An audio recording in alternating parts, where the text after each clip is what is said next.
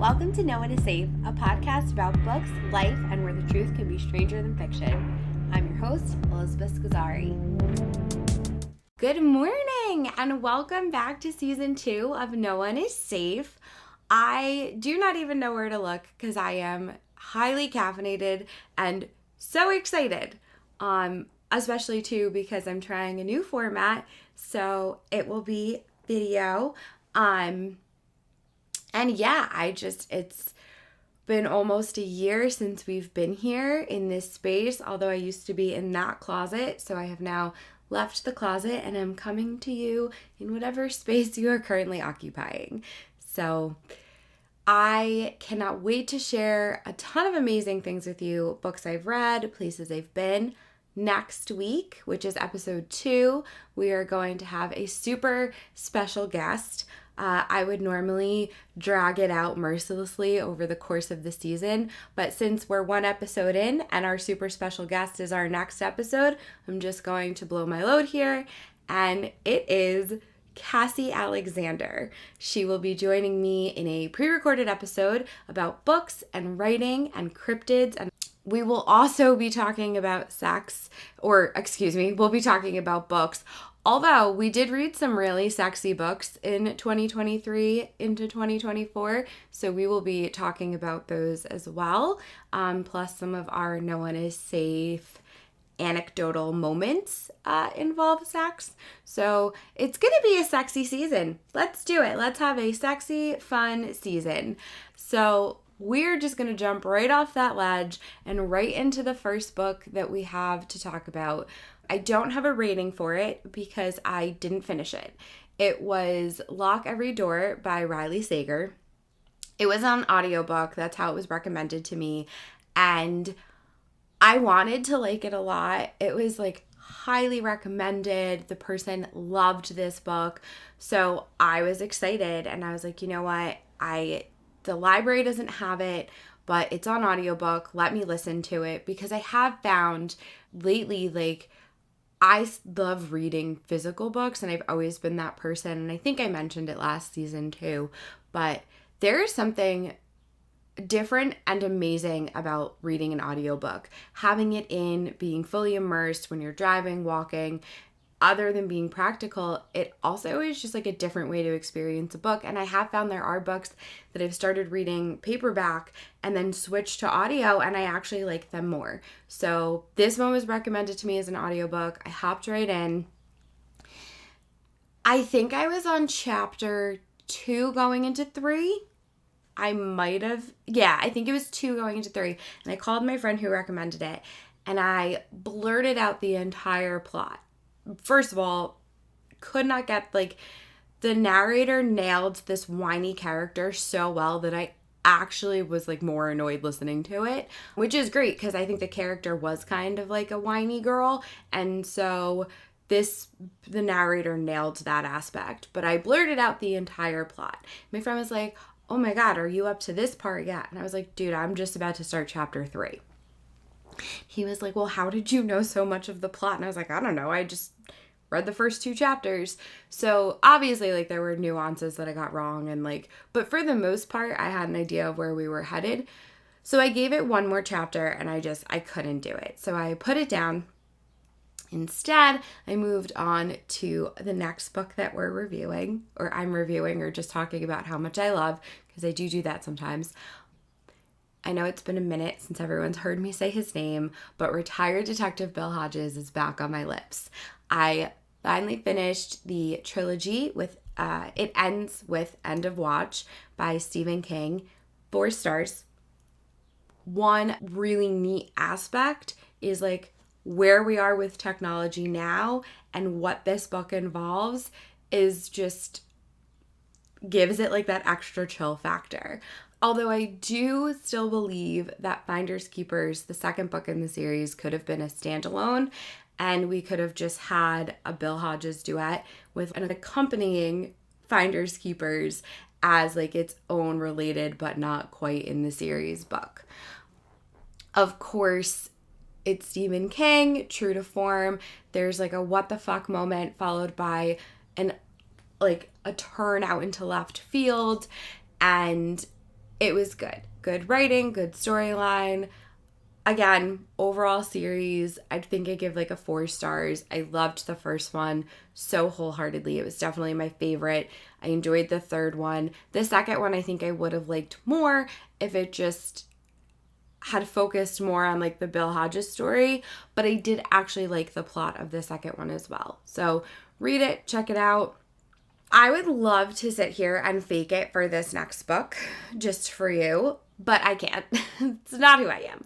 So the next book we have is Faker by Sarah Smith, which I gave 1 star. 1 star. There shouldn't be plural. There was just the one. It was a lonely one.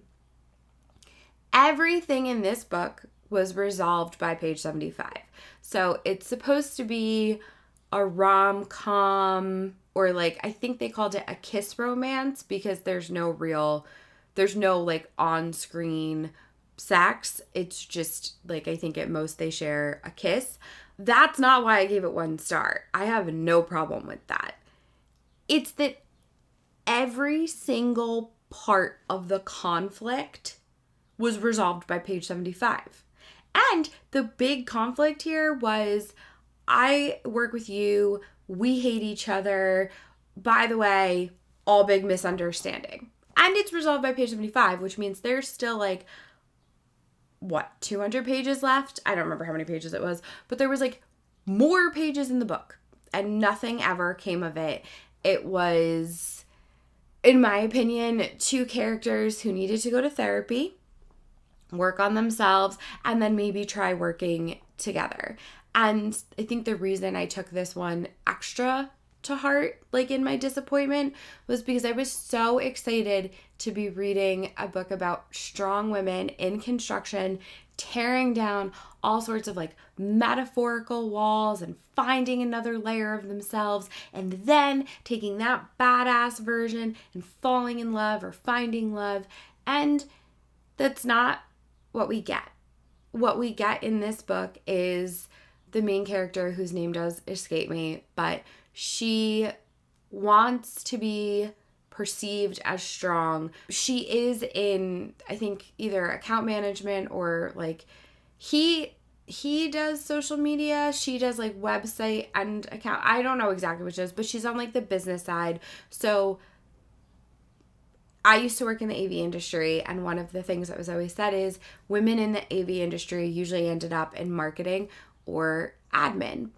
And like the amount of techs, the amount of developers, the amount of programmers that were female were not obviously, but it was a smaller population. And so that's kind of what disappointed me about this book, not to take away from the women who are in construction and who work in the admin side or social media side, marketing, whatever, but I just wanted this book to be different, especially because it focuses on characters that are not just cookie cutter white bread.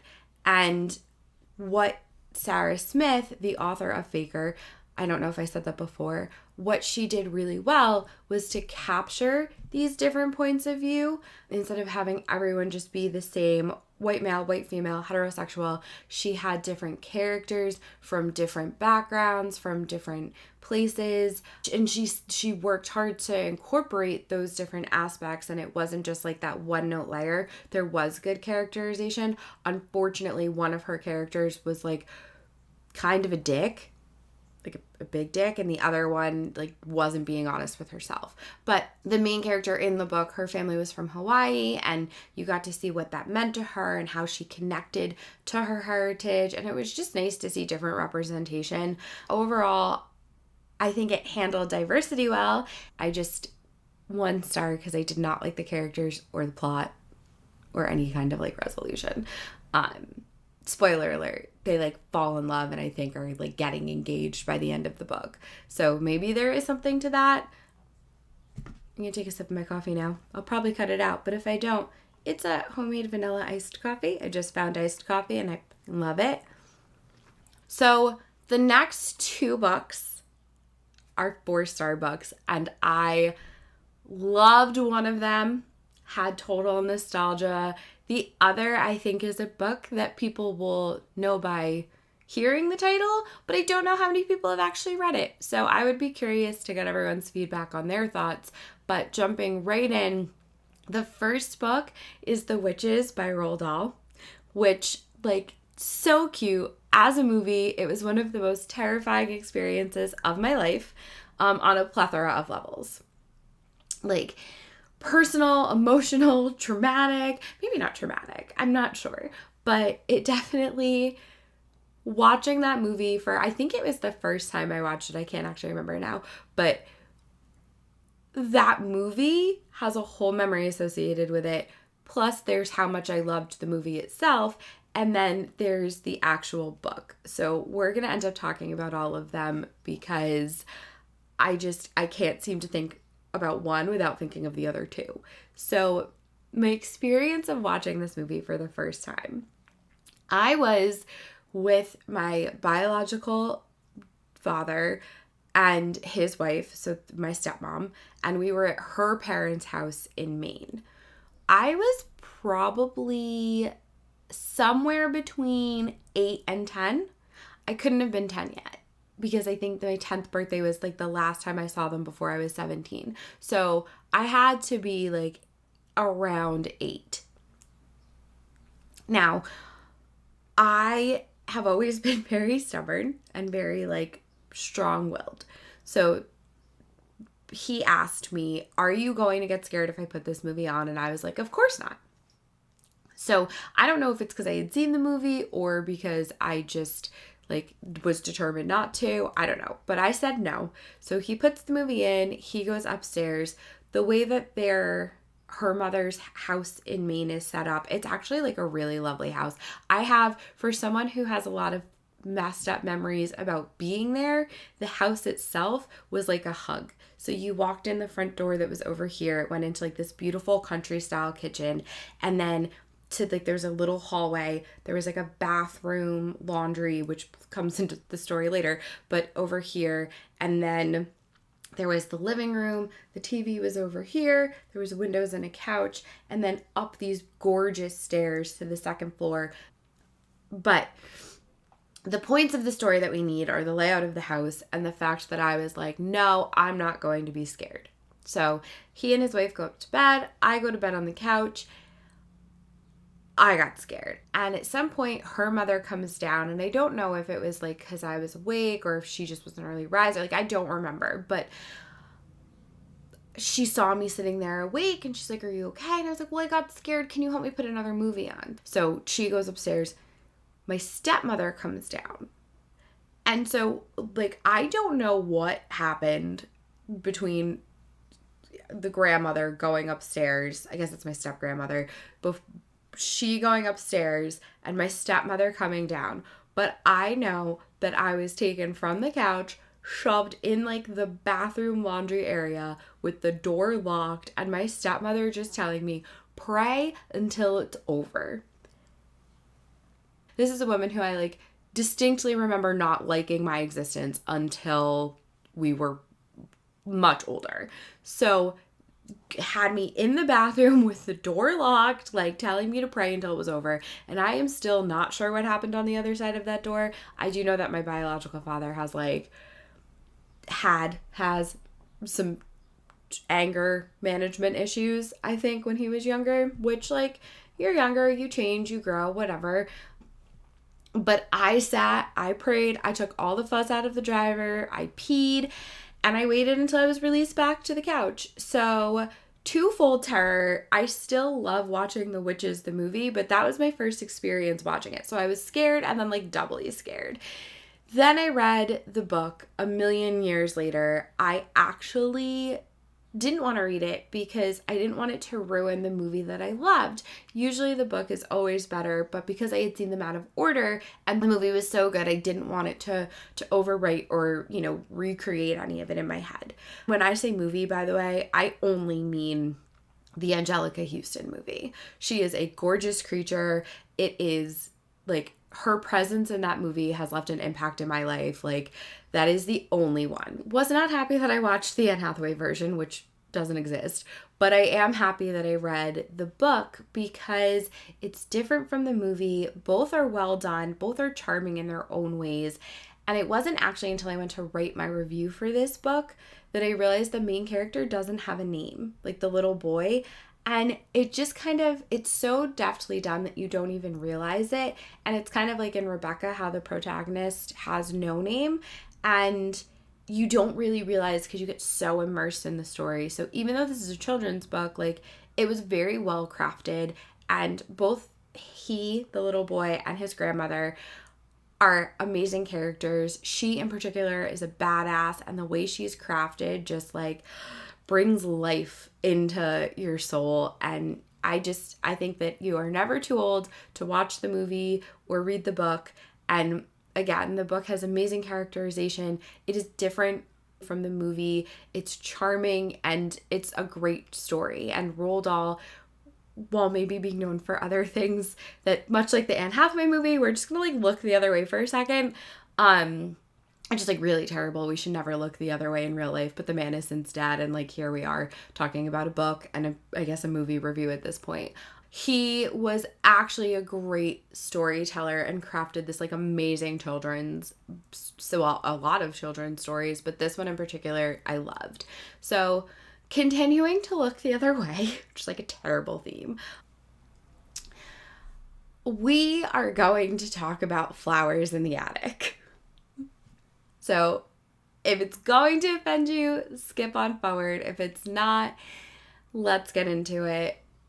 If we're not going to get hung up on the rape, incest scene in this book, which I think is like a page and a half, that's what people get hung up on and then don't realize that the rest of this book, there is a fucking villain. There are two villains. There are two villains who, spoiler alert, giving you time to fast forward if you want, literally get away with murder, stealing money, child abuse, child neglect, like terrible fucking people. Terrible people. And no one looks. No one bats an eye. Meanwhile, this brother, sister have each other and have been living like parents for years and like get involved in a little like, oops, we probably shouldn't have done that situation, but that's all they've ever known is each other. And like, I'm not saying it's right, and I'm not judging you if you like happen to have fallen in love with your sibling. It's not my cup of tea. I also don't have siblings, but like, whatever. If you're not hurting anyone, fine, because the villains in this book hurt people. I'm like looking around like there's people, like there's no one around here. It's just me.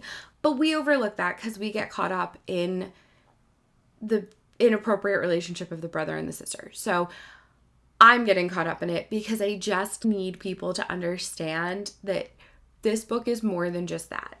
The imagery that was used is amazing, especially in terms of like setting, scenes. This whole book basically, or the majority of it, takes place in a bedroom that has stairs to an attic. So you're in an attic and you're in a bedroom this whole book.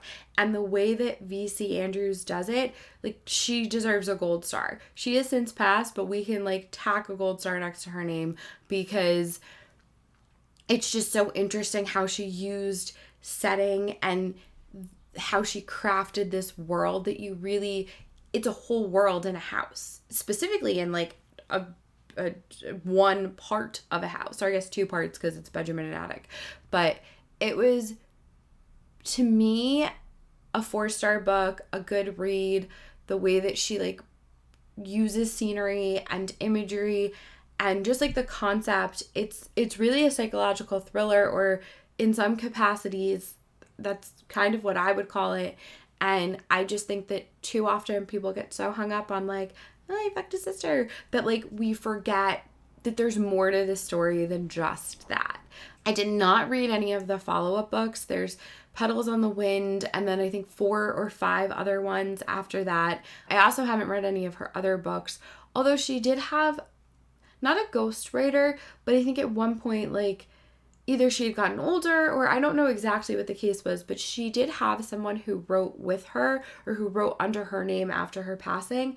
And he has his own set of books, which look even more fucked up. So those are on my list too. I just haven't gotten to any of them right now. Around this same time that I was reading all of these books, around like October of 2020, I had my grandmother's 94th birthday party. So happy birthday, Gram. I know we already celebrated multiple times, but you can never celebrate that woman enough. Her birthday party was amazing. My cousins hosted and they did a phenomenal job. Like, shout out to my cousin and his soon-to-be wife. She puts on a shindig like nobody's business. Their house is flawlessly decorated. It has such vision. She has like projects that she wants to do over time. Her design aesthetic is just gorgeous. Like, she could literally be an interior designer, and I don't say that lightly because I feel like everyone thinks they can be, but she can. Like, she is talented, and they put on quite a party. It is also the kind of party that anyone could take a picture, look fabulous because of the setting, but also take a picture, post it online with like zero repercussions, because that's the kind of family shindig it was. It's not like other celebrations or nights at a bar where, you know, you take some pictures and maybe they weren't the best things in the world to post. And if your memory triggered up the smell of your favorite dive bar or a really awkward transition, just snort that shit up, because that is exactly what we are doing here. We are poorly transitioning to today's No One Is Safe moment comes from a picture. One that I specifically saw as I was just like scrolling through social media, and I just stumbled, like literally I'm scrolling and I was like, what? I did like a double take and I almost shot my phone kind of thing, because it could be a very innocuous picture. To give you the full visual, like a group of people standing in a bar, the caption something like, haha, punny, toxic masculinity, whatever. There's a bunch of guys, one girl. And what caught my eye, even amid like scrolling, was how their hands were situated.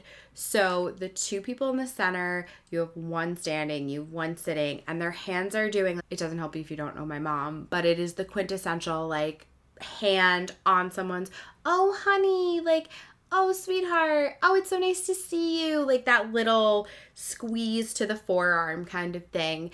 And so they're not outright holding hands, but their arms are touching without being fully intertwined. It's like, again, a simple hand on the forearm, both hands from both people are in some way touching, like kind of like double hit. So they are the only two people in the picture of 1, 2, 3, 4, 5 people, like only two people touching. And again, like I know these people the same way we know familiar faces on our feeds, people we haven't seen in years, we haven't talked to in a while, like no one's sharing top secrets with me, like I'm not part of the clique, the group, so to speak, but like, you know, we've done shots together, we've been at the same parties, there's like a little history, whatever. So I'm looking at this picture, again, could be completely innocuous, probably was, but looking at this picture, my brain starts to pick out all the pieces that make a good story. Older married man, unmarried younger girl who's all done up, they're the only two touching. And like, because I have peripheral knowledge here, I know that like this, most of the people, half the people in this picture are animal people and or treat their animals really well. So like, this man's no exception here. And I'm just, all these little pieces are standing out, the pieces that make like a great story. And so I just, you know, I'm looking at it and I'm just about to scroll away, and all I could think is, this man definitely treats his dogs better than his bitches. And I know it's terribly offensive, you know, everybody knows bitch is slang for women, but also meant to mean female dog. And I think it was just like that punny part of my brain.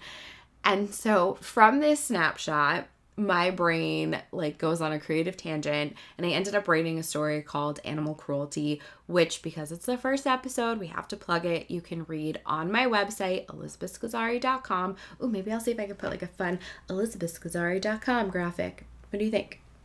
We'll find out if I can do it or not. If I can't magically get the elizabethscozzari.com, we're going to look at this beautiful picture up here. I don't know if you can read it. It says home. It was painted for me when I lived in my last house as a housewarming present, the breakup from last season. But there's so much that can be extracted from a picture because no picture is just one thing. No one is just one snapshot in time, one hobby, in some cases a one-woman kind of man. And in my world, other than having shitty transitions, no one is safe. See you guys next week. And don't forget, it is a special episode featuring author Cassie Alexander. She's right there on the bookshelf. I don't know if you can see it, but I will see you guys next week. Bye. Thank you so much for listening to No One Is Safe. This podcast means so much to me. If you've enjoyed it, please consider liking, subscribing, sharing, and leaving a review wherever you listen to your podcasts.